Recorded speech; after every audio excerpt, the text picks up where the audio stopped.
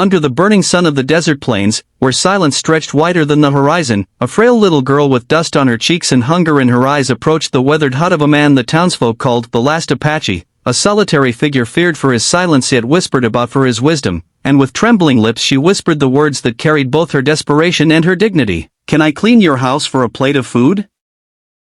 A request so simple and innocent, yet piercing enough to crack the loneliness that had armored the old warrior's heart for decades, and though his instincts told him to close the door, to live as he always had in mistrust of a world that had taken his family, his people, and his land, something in the child's quivering voice made him pause, for in her he saw the reflection of his own lost daughter, carried away by hunger long ago, and so with a slow nod he let her in, not as a servant, but as a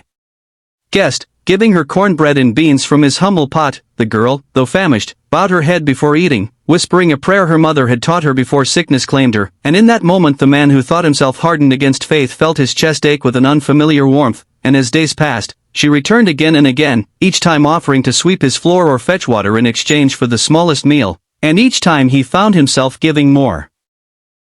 Not just food, but lessons in writing, in the stories of the stars, in the songs of his ancestors that once echoed through the mountains, and slowly the girl's laughter filled the silence of his hut while her presence filled the emptiness of his heart. Yet life, cruel as it often is, tested them when townspeople discovered the girl's visits, mocking her for seeking kindness from a man they branded as savage, and even threatening to take her away to an orphanage where she would be treated as a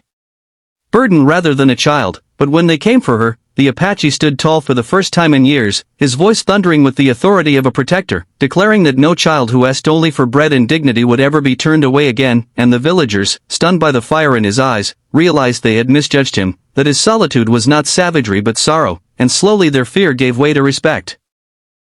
The girl, who had walked to his door weak and forgotten, became the bridge between a broken warrior and a town starved of compassion, teaching them that kindness was never weakness but the greatest form of strength. And the Apache, once convinced his legacy would vanish with the desert winds, discovered that in giving bread he had received a daughter, in protecting her he had regained his people, and in opening his heart he had written a story stronger than hate, one where hunger was met with generosity, loneliness with laughter, and despair with hope, reminding all who heard it that a single act of compassion, no matter how small, can transform not just one life, but the soul of an entire community.